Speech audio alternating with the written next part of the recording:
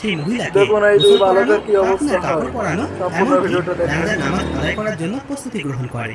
কিন্তু তার প্রতিবেশীদের যুবক দুই ছেলে মনে মনে এটা চিন্তা করে যে যেহেতু এই মহিলাটি রমজান মাসে মৃত্যুবরণ করেছে, তাহলে তার কি কবরে আযাব হবে না? আর একটা কথা না বললেই নয়, যে মহিলাটি মৃত্যুবরণ করেছে সেই মহিলাটি তেমন একটা ভালো ছিল না।